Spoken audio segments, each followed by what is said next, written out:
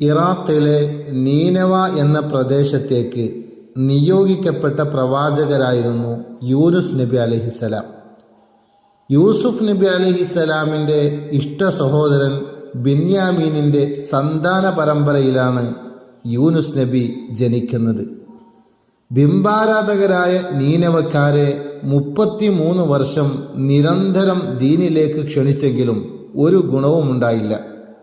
പറഞ്ഞിട്ട് കാര്യമില്ലെന്ന് മനസ്സിലാക്കി നീനവയിൽ നിന്നും യൂനുസ് നബി അലൈഹിസ്സലാം ഒരു കപ്പലിൽ യാത്ര തിരിച്ചു. സമുദ്രമധ്യത്തിൽ എത്തിയതോടെ കൊടുങ്കാറ്റടിച്ചു. കപ്പൽ ആടി ഉലയാൻ തുടങ്ങി. അസമയത്തുള്ള ഈ കാറ്റിൽ കപ്പൽ യാത്രക്കാർ പരിഭ്രാന്തിയിലായി. കപ്പലിൻ്റെ ഭാരം കുറക്കാൻ അവരുടെ കൈവശമുണ്ടായിരുന്ന വസ്തുക്കളെല്ലാം കടലിലെറിഞ്ഞു. ഫലമുണ്ടായില്ല. ഏതെങ്കിലും ഒരാൾ കടലിൽ ചാടിയാൽ മാത്രമേ ബാക്കിയുള്ളവർ രക്ഷപ്പെടൂ എന്ന് അവർ മനസ്സിലാക്കി. പക്ഷെ ആര് ചാടും?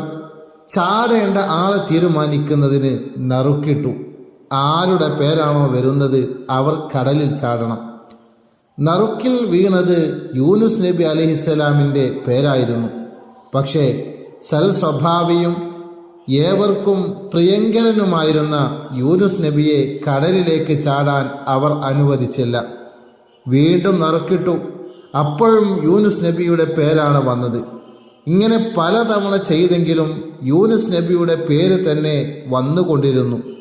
അള്ളാഹു രക്ഷിക്കും എന്ന ഉറച്ച വിശ്വാസത്തിൽ യൂനുസ് നബി അലൈഹിസ്സലാം കടലിൽ ചാടി.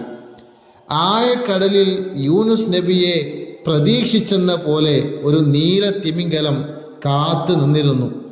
അത് യൂനുസ് നബി അലൈഹിസ്സലാമിനെ വിഴുങ്ങി.